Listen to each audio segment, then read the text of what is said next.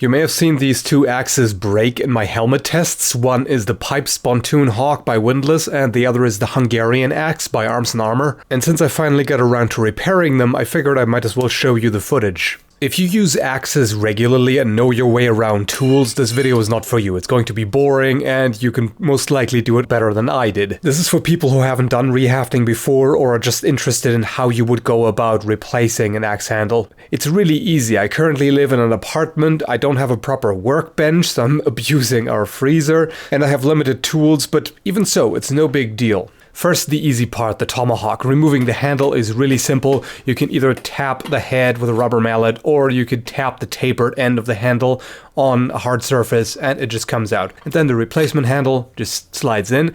In this case, it already fit really nicely, and I only had to do a little bit of adjustment. Usually people seat the axe head by tapping the protruding part of the handle onto a hard surface, but again, in an apartment on a freezer, I didn't want to do that. Because there was quite a sizable gap left, I cut and shaped this triangular piece of wood as a wedge. So all I'm doing here is driving it in, just to fill out that gap. It's not strictly necessary, but it makes it more durable in the future. And there you can see the gap filled in. So it's all good to go now. And also wrap the handle right underneath the axe head with grip tape to make extra sure it doesn't slip off. Now onto the other axe. Here the handle isn't quite as simple to remove. In this case it already broke off, so I'm just drilling holes there to make it easier to tap that piece out.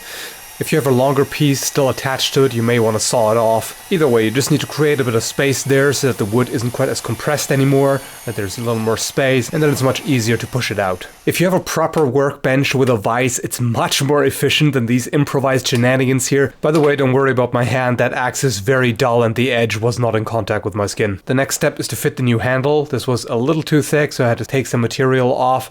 I'm using a draw knife here, but you can use really any kind of knife, or you could also sand it. Here I'm cutting a slot into which I'm going to insert a wedge.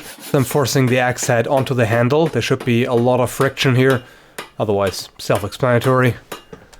And here's the wedge. Sorry for it being out of focus, I didn't notice at the time. Again, very simple, you just drive in the wedge, and then you saw off the protruding part to make it flush. Afterwards I poured some oil on it and rubbed it in, so that can also help the wood expand, and there you go. So the expanded wood now holds it in place pretty firmly, and the head should stay on until the next time the wood breaks, which hopefully won't be too soon.